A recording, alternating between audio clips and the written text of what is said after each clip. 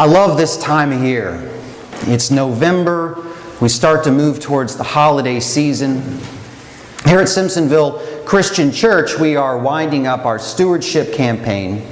And so it's appropriate as we approach Thanksgiving, as we approach the anticipation of Christmas and the Advent season, which starts our new church calendar, and as we wind up our commitment to building God's house with our pledges, our tithes, our offerings, I think it's appropriate that we turn to the subject of joy. I know some of you are thinking, oh, thank heavens, I've had enough of all of this pain and suffering and prisons and poor people. And I'm with you. I need to talk about something that's a little bit lighter every now and then as well. So the subject of all of the sermons this month is happiness. And I hesitate to call it a series because it's not going to be that structured or organized. There's not going to be anything you need to remember necessarily, but it's just going to be the theme of the month, happiness. Of course, as I was reading about happiness, I came to find that you really can't think about happiness or understand happiness without understanding a little bit of pain and suffering, but I promise I'll try to keep that to just a minimum. And on the subject of happiness, I was thinking about my favorite book when I was a child, which was The Giving Tree. It's published in 1974 by Shel Silverstein, who's this ugly-looking dude on the back. I'm glad they didn't put that on the cover. Can you imagine how many they would have sold? But if you're not familiar with this story, it's a little bit different than most children's tales. It's the story of a tree and a little boy. And the little boy plays around the tree and collects her leaves and eats her apples and swings from her branches. And the little boy is happy and the tree is happy. Then the boy starts to grow up and doesn't come around as much anymore. And the tree gets a little bit lonely. But then the boy comes around every now and then, and the tree's happy and says, "Come, little boy, play, swing from my branches, collect my leaves, eat my apples," etc., etc. And he says, "No, I'm not real interested in that. I need money. Can you give me some money?" And she says, "Well, I don't have any money, but I have apples, so you can gather my apples and take them and sell them, and then you will have money, and then you will be happy." And so he takes her apples and goes. Years pass, and the tree begins to grow lonely again, and so the little boy shows up the next time, and she's so excited. "Oh, come play, little boy. Climb my branches and swing and eat my apples and gather my leaves and do all of these things that you used to do." And he says, "Well, no, I really don't have time for that. I have a wife and kids and a job, and what I need is a house. Can you give me a house?" And she says, "Well, I don't have a house, but I have branches, and you can take those down and build a house, and then you will be happy." And so he cuts down all the branches and goes away and doesn't come back for a long time. Then years pass, and when he comes again, she says the same thing. And he says, "No, what I need to do is get far, far away from here. I need a boat to go sail away. Can you give me a boat?" And she says, "Well, I don't have a boat, but you can take my trunk, and you can build a boat, and you can sail away, and then you will be happy." And so he does that. And then a long time passes, and the tree grows very sad and very lonely. And the boy returns this time as an old man, and she says, "Well, I apologize. I don't have anything for you to climb. I don't have branches for you to swing. I don't have any leaves for you to gather. I don't have any apples for you to eat." And he says, "Well, I can't do any of those things anyway. But what I do need is a place to rest." And so just as a stump, she straightens herself out, and she says, "Well, you can sit here on this stump." And so he sits down, and it says the tree was happy. It's an interesting story, and like a parable, you can interpret it a lot of different ways. And it has been interpreted a lot of different ways. It depends on the character that you engage in order to get different message. I, for one, was always saddened by this story, because the relationship was so lopsided. I mean, the tree just gives and gives and gives and gives, and the boy takes and takes and takes, and he never says thank you. Never offers to do anything for the tree. Never says, "Hey, can I get some fertilizer to put around you? Or maybe a hose? I could bring you some water and water your roots." I mean, I think that if I was naming this book, I would call it The Story of the Ungrateful Little Snot. And the insecure, codependent tree that needs to be needed because she has no self-esteem. But I don't think that would fit on the cover of the book, and it might sell just as many copies as if that guy was on the cover. So, and perhaps maybe I'm just over psychoanalyzing it by just a little bit. But nonetheless, we have this story about happiness, and it resonates with us because it's an important question to all of us. What is happiness? I mean, true happiness. How do I get it? What is the secret to happiness? And how do I keep it from going away? How come happiness sometimes seems so fleeting? As I was doing research for this sermon, I did a lot of reading in the field of self-help. And self-help actually happens to be a $10 billion a year industry. It's a very prolific industry. You see it on bookshelves and in magazines. You see it in the television and on the internet. People are dying to know the answer to these questions that we have about happiness. And I think it's very, very fascinating. There's some books out there that are absolutely terrific. They're based on good science, they're based on good research, good psychology, or even wise spiritual traditions. And then there's some stuff that's not so good. And there's some stuff that's just terrible out there. But regardless, self-help is a very big industry because we have this fascination with what happiness is and how do we get it. Now, when I was doing some of this research, I came across a number of documentaries on the subject of happiness. And it was fascinating, and they would show these different stories in a way that a lot of the researchers who do happiness studies say, well, you have to think about, when you think about happiness, resiliency. You have to think about adaptation. You have to think about how people come back from all types of terrible circumstances. He says people will have these devastating things happen, and they are devastated, but there's something remarkable about the human capacity for adaptation. And they showed a number of different stories. There was the story of a Navy pilot who was shot down over North Vietnam, who was kept as a prisoner of war for 8 years. And during that time he was tortured. During that time he was kept in solitary confinement. And not only was he able to survive that experience, he was able to go on and to live a very rewarding, fulfilling life.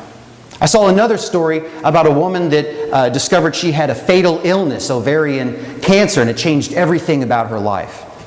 There was a story about a young man who at the prime of his life, just out of college with all types of prospects to go into the world and make a name for himself, was at a swimming pool and he dove in and hit the back of his head, and in an instant he was paralyzed. And there was a story of a family who lost a daughter at Virginia Tech during the shooting that happened just a number of years ago. But in all these stories, they talked about the resilient nature of the human body. It seems like human beings were made to adapt. Of course, there is a caveat. You have to accept the circumstances that you're in before you can adapt. For those people who don't want to accept their circumstances, for those people who choose denial over acceptance, the brain is not given an opportunity to do what it does best, which is to adapt to the situation. You know, the scripture that we heard this morning is an interesting one. It's from Philippians. And the Philippians is a letter that Paul wrote to the church in Philippi that he founded. Now, for the first time, things are going great. I mean, in most of the letters that we read from Paul, everything's gone off the rails and he's writing all these letters of correction and trying to straighten them all back out. This letter is different. There is a little bit of conflict he's trying to sew up, but for the most part, things are going wonderful. And this letter is just gushing, just overflowing with, oh, I just love you people at Philippi so much, and you all are just so wonderful, and the church is just going so great, and I'm just so overjoyed, and I love everyone. You ever know anyone like that? I love every one of you, and thank you so much for everything that you've done for me. And what's interesting about that is where Paul was when he wrote that letter. Paul was in prison when he wrote that letter. In fact, most scholars believe that the prison that he was in Rome, which is the last prison that he was in before he was executed for his faith. So he was imprisoned with a death sentence over his head, and here he is talking about joy. Talking about how happy he is about everything, trying to spread this joy and encourage other people and tell them to rejoice as well. And I think what we see in these modern stories and what we see in the ancient biblical stories is that there are kind of two planes of existence. So we live on one plane. We live on one surface level.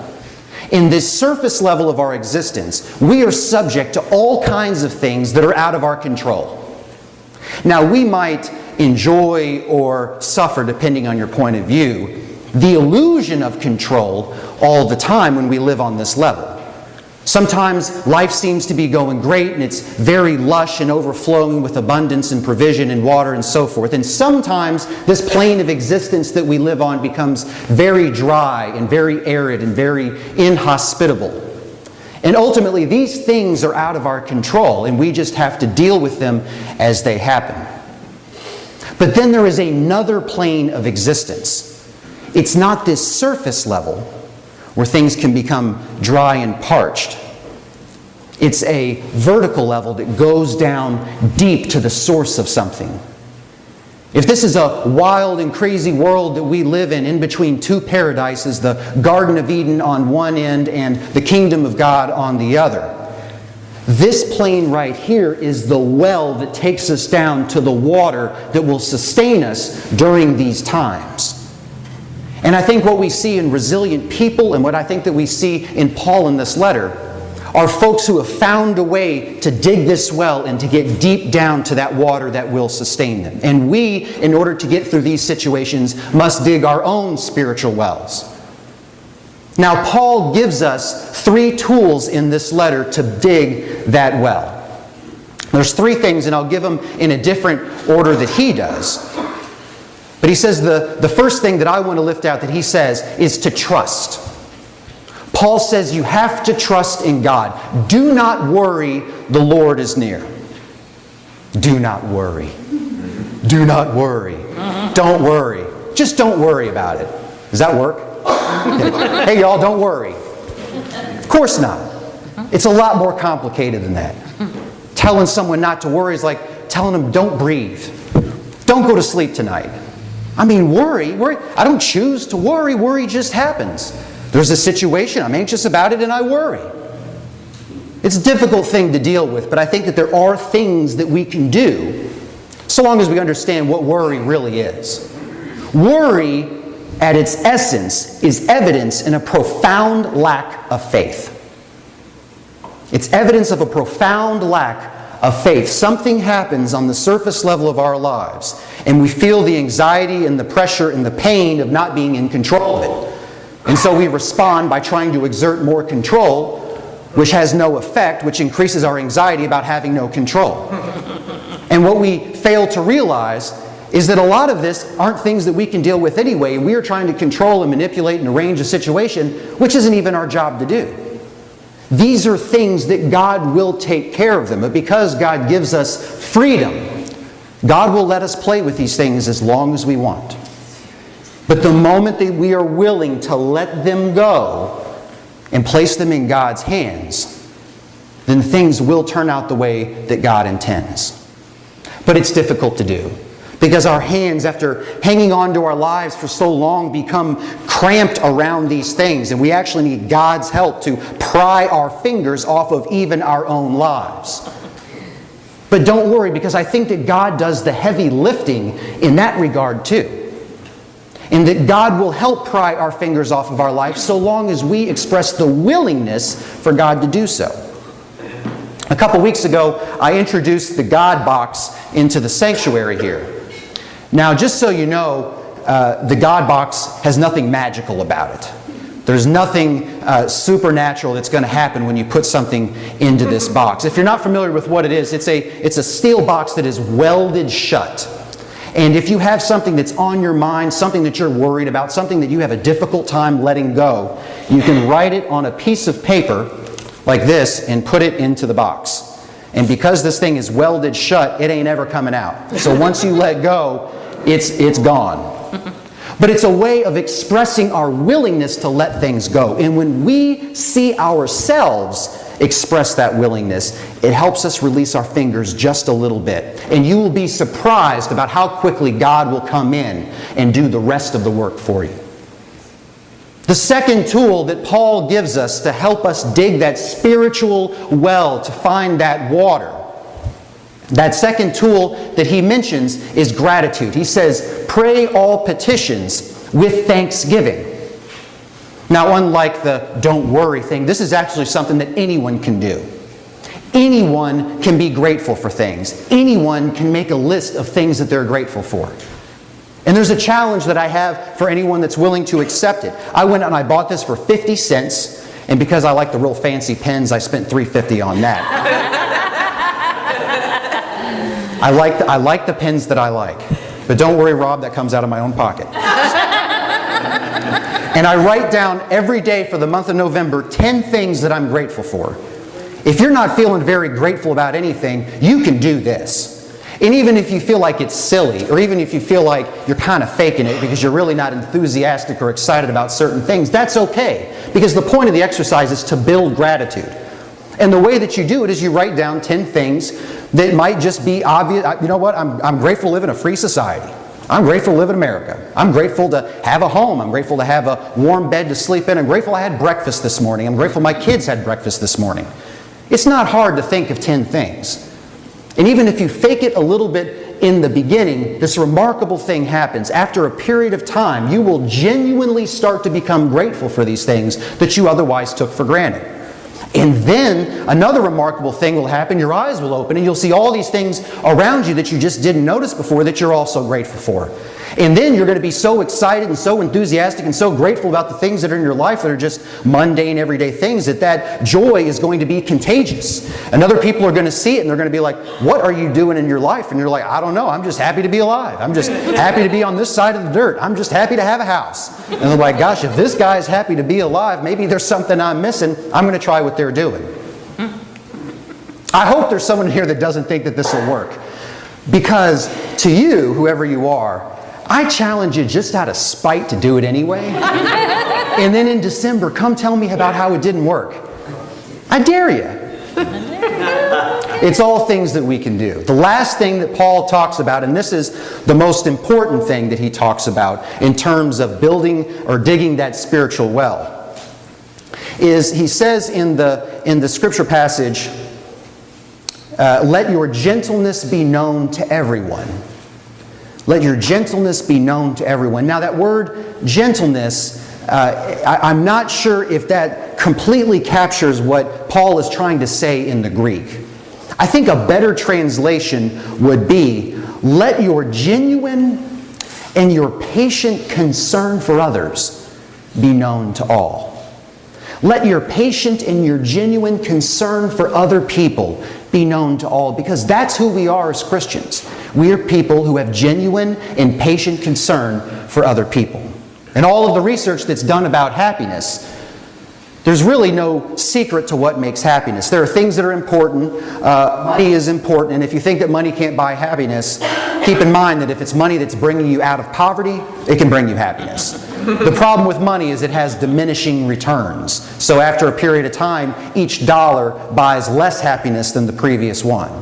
But money, health, a job, those things are important, but there's one thing that is most important, and that is social relationships. Our concern for other people. We were built as social animals. Now, that POW that I was talking about, one of the ways that he and the other prisoners survived their experience, especially when he's in solitary confinement, is that they had a tap code. And what a tap code is you have one man in a cell and you have another man in the other cell, and they tap a series of numbers that correspond to letters. And they slowly and painstakingly would tap these letters out to spell words, to write sentences that would convey information or to convey encouragement. And they say that that experience of having a tap code is what might literally have saved some of their sanity and their lives. And I think we need a tap code in our lives. We need a way to communicate with people despite difficult circumstances. Even if that way that we communicate is to just be present in the life or just in the room with somebody that needs the comfort of our presence. Now, all of these things are important, but especially this last one is important, I think, as people of the Christian faith, because after all, it's our human relationships, which we model after God, that also help inform our relationship with the divine. And the way that we know that's true is because of all the ways that God chooses to make God's self known to us. We proclaim that God chose a human being to show us who God was. That instead of just giving us a book or giving us a list of commandments, which we have, we also have the person of Jesus Christ who came into the world. Because the difference in a person is you can have a relationship with a person. So we know that relationships are important. Now, the last thing I want to say about all of this is I